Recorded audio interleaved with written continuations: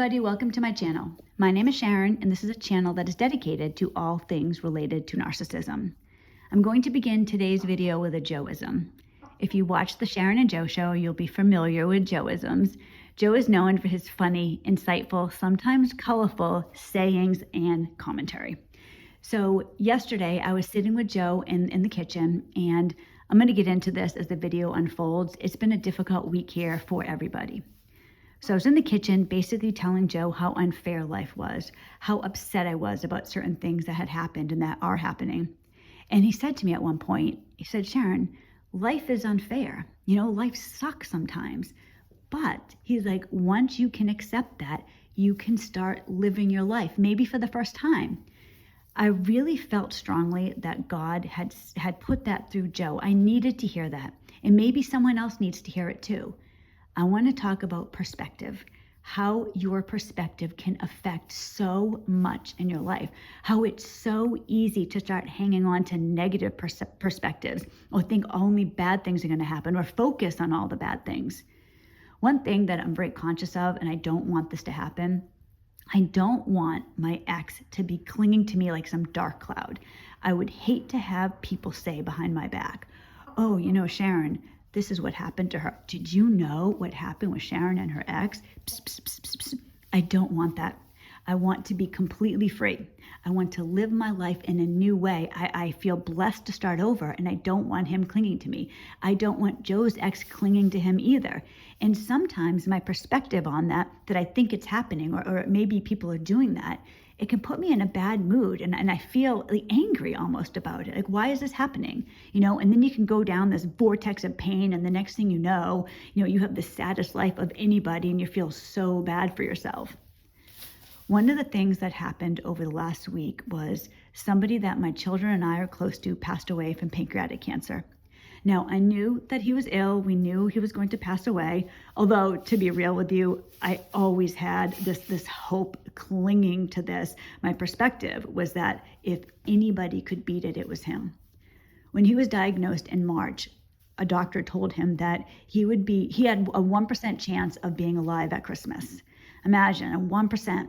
And I'm so happy that he beat those odds. You know, he had that last Christmas. He had that last birthday. There were a lot of lasts that the doctors did not think he was going to have that he did. Another doctor told him that if he were him, he would probably forego chemotherapy. Pancreatic cancer is one of the worst cancers to get because by time you find out you have it, the symptoms, it's a silent cancer until you're towards the end. And then the symptoms, you're in a lot of pain. It's inoperable oftentimes. So he said, the doctor told him he would probably just live out his life without chemotherapy. I'm happy that this man decided to do chemotherapy. He wanted to live. And that was part of what I thought was unfair. Why didn't he get to live? Paris and I went to his memorial service last Wednesday. And when we went in there, we're in there with the church, we're at the church, and they had this video montage of photos of him. So here he is with his wife. Here he is with his children. Here he is with the grandchildren he got to meet. Here he is on vacation. Here he is. Here's Brian with his big beaming smile, and he looks so happy, and his family was so devastated at his loss. I'm looking at his daughter, right? She just had a baby a couple of months ago, and there she is in the bathroom trying to dry her eyes and have some control so that she could be there. And it struck me, here I am, I'm standing next to my daughter who hasn't seen her real father for 4 years. I have more to say about him as that video goes on because I'm having an issue with him that also I'm thinking is unfair. So here I am, and it seems so wrong. Why did he have to die? Why? It always seems like the good ones die. Like, he was such a good person. And I'm not trying to elevate this person to sainthood. He had his issues like everybody else, but he was a good man, and his family was ripped apart. And then I think back, for the last 2 years with my ex, I was separated from him, and it was a difficult 2 years. I was afraid all the time, every moment of the day. I lived in this big house by myself with my 2 kids. I had 40 acres of woods behind me. My neighbors were acres away. So I was really all by myself, and it frightened me. I used to be afraid because you guys know if you watch my channel, he's broken into the house. He showed up with a firearm. I mean, he was dangerous, and I was afraid. I thought this a lot. I am the protection between my kids and this psychopath. I had called 911 several times. 5 minutes seems very quick. Like, oh yeah, the police will be here in 5 minutes. It isn't very quick when you're waiting with somebody right there. It's a long time, and I was afraid. I slept with a loaded firearm next to my bed every single night. I can remember one time I had backyard chickens, and one night I went in to close them in. Now, we had 48 acres of woods behind us. I caught my ex in those woods 2 times. I don't know. How many other times was he there? So I was always aware. I would walk to the chicken coop, like looking in the woods. And when it was dark out, I used to bring a flashlight with me and just shine it to see if I caught his eyes. So I climbed into the coop. Probably sounds weird, but this was not unusual for me. So I climbed into the coop, and one of the chickens jumped on my back. This only could have been a few seconds where I climbed in, she jumped on my back, and I knew it was a chicken. But what immediately went through my mind was, oh my gosh, he's attacking me, he's gonna kill me. That's what I thought. That is what I believed when I was on my knees in that chicken coop and the chicken jumped on my back. And on instinct, I wasn't even thinking, I just reacted. I screamed. And nobody heard me. My kids were in the house. They didn't hear me. And then I realized it was the chicken. And, I'm trying to calm down. And I sat in that coop for a few minutes trying to calm down. I was terrified. And that's what the fear did to me. That was my perspective. And it wasn't a wrong perspective because I was in danger from him. But when you feel that all the time, anytime something happens, immediately you go to that. That was what I thought it was. There was obviously immense relief when I realized that wasn't it, but that was the mindset that I had every single day. And I did not think I was going to get out of that. I didn't think I was going to get out of it. Even today, me telling you this, it was a miracle. I can't believe it. I can't believe I got through all of that. And here I am back at the memorial service, and I'm standing next to my daughter who went through all this pain. And then I see Brian's daughter devastated, and it reminded me of something that I used to do. I tell you guys the good, bad, and ugly on this channel. For a long time, I thought that the only way I was going to be able to get out of this horrific situation would be if my ex passed away. That had to happen.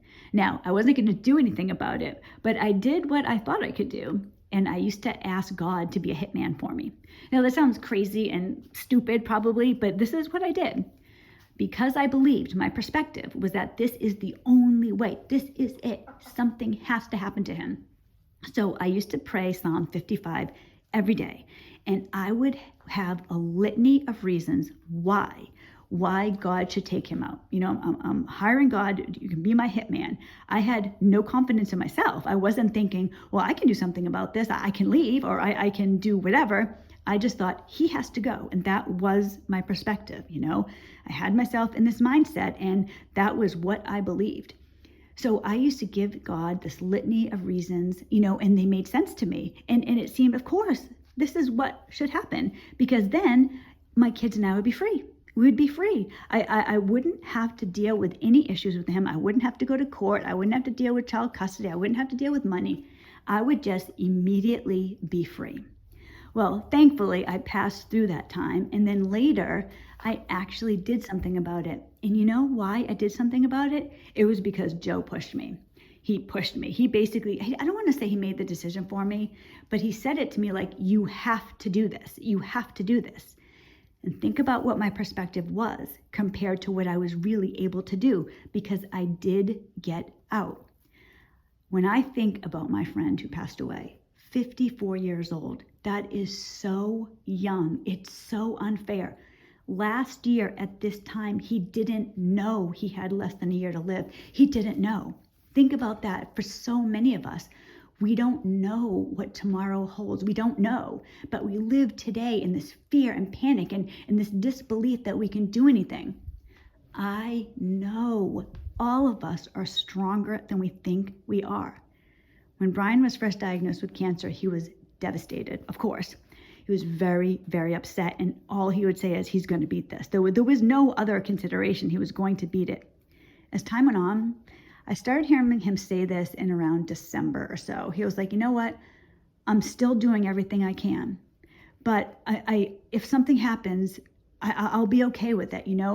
There's a story that Corrie ten Boom, if some of you may know her, she was a wonderful woman, and during World War II, she was in a Dutch family. They saved several Jews, several dozen, I should say, Jews from the Holocaust. And I remember she said to her father one time that she was afraid. She was afraid that something was going to happen.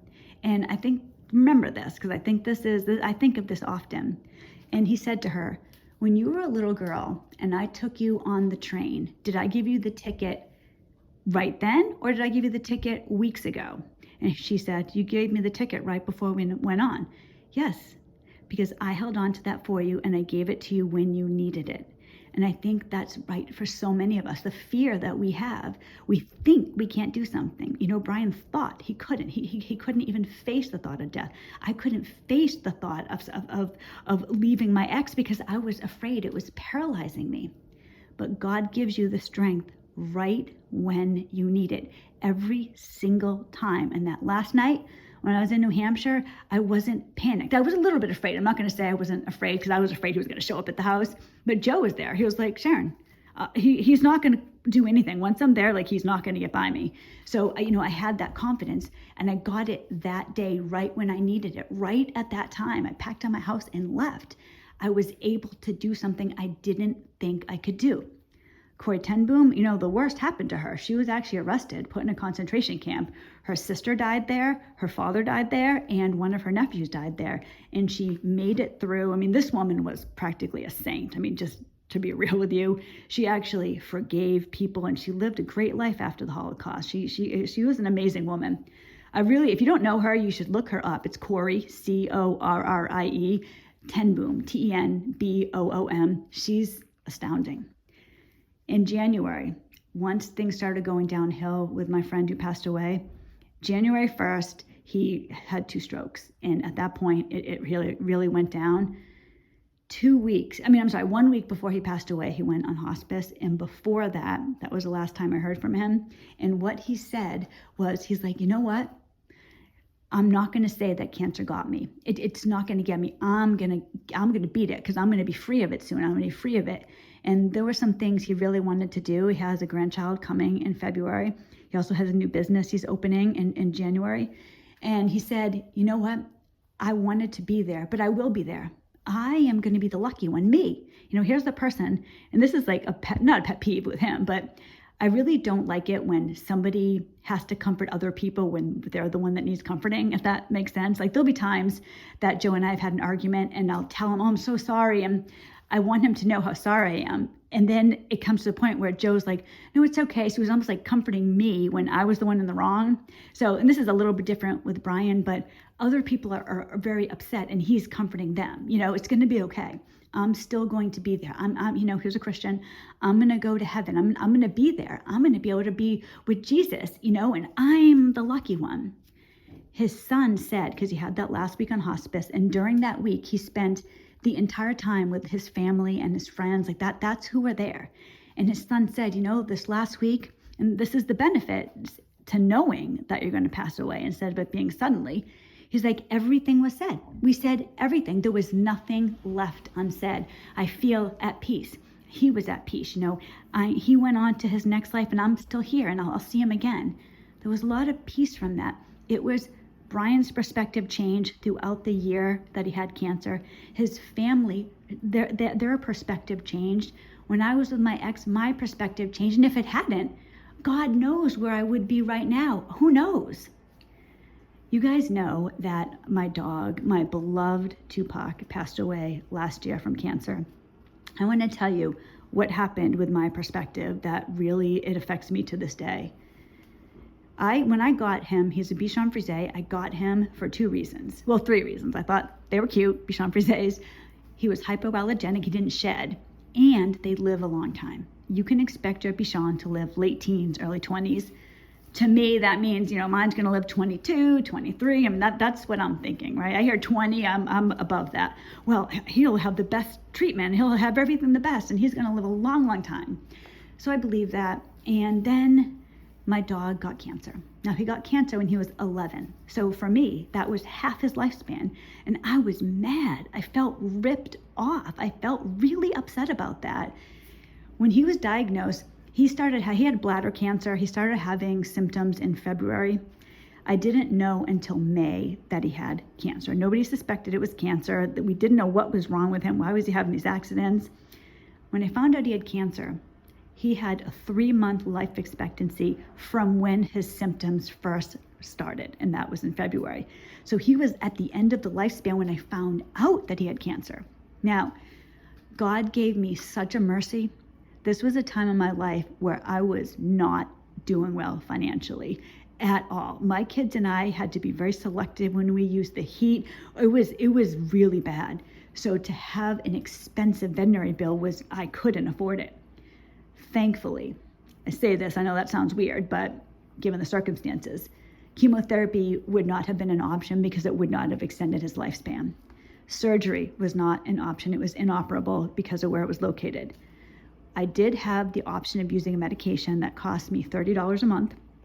And this medication had some side effects, but it could possibly extend his life. So when I was looking up about the medication, it said that remember, his life expectancy was 3 months, and he was at that 3-month mark. 1% of animals are still alive a year later after using this medication. Usually I'm super positive, but at that time I was devastated. Only 1%? I never thought, well, maybe I have the 1%. I never did. I put him immediately in the 99%. I never accepted that he had cancer. I knew he did. My dog lived a year and a half after his diagnosis, almost 2 years past the 3-month life expectancy. And I was pissed every single day, every day, because I knew he was going to die, and I couldn't handle that. It was so bad. I didn't want to accept it. And because of that, I didn't give him the cuddles. Now, I wasn't mean to him or anything, but I didn't spend that time with him that I wish I had because I was so angry at the cancer. I was so angry. God gave me this tremendous blessing, this amazing blessing, because it wasn't just that he lived past that life expectancy. He was doing well. It wasn't until the last 2 months or so that he started losing weight, and I couldn't accept it. I could not accept it. I was mad at the cancer. I was mad that this happened. I really felt betrayed. And today, I would do anything. I'm trying to cry, you guys. I would do anything to be able to cuddle with him right now. It's affected me getting over his death. I have had other animals pass away, and it's always hard. You guys know, your animals, people, nobody ever lives long enough. If my dog had lived to 25, it wouldn't have been long enough. And the same, it's like that for everybody. Even Brian, he is 54. If he was 84, I probably would think the same thing. Why did it have to happen to him? Why? Why did this have to happen? Why did this terrible thing have to happen to me? Why did it have to happen to you? Why did it have to happen to Joe? It's horrible to think that way all the time. But when I thought about what Joe said yesterday, perspective. So for Tupac, I'm never going to have that time. I'm never going to have that time back. I'm never going to be able to take it back. But think about some of you. What do you have that you can change now?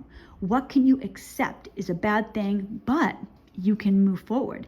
But you have this time now. I did not think I was going to get out. Joe, same way. He didn't think he was going to get out.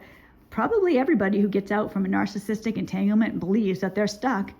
Narcissists change the way we think about ourselves.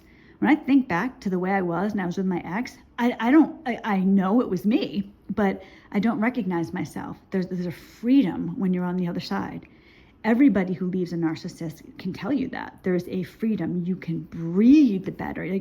Life begins. And going back to what Joe said at the beginning, when he said that life does suck, but once you accept it, you can start living. Is there something in your life right now that's going on that you can move forward from, that you can accept? All right, you know what? This sucks. My marriage sucks. This sucks. My job, whatever it is. You can start over. Joe and I are both starting over, right? We're middle-aged. We're starting over. It's incredibly inconvenient. This is a little petty thing, but do you know how badly I wish I could have a baby with Joe? So badly. It really bothers me. Now, technically, not to be too, private here, I could, but I don't want a baby this late in my life. And I think, why couldn't I have been with Joe earlier? Why couldn't this happen? Why did my dog have to get cancer? Why did Brian have to get cancer? Why did he get to die? And my ex lives and lives and lives. You can go crazy with thoughts like that. I'm going to end it here because the video is getting a little bit long. But I want to just tell you guys a little sneak peek. I'm going to do another video this week.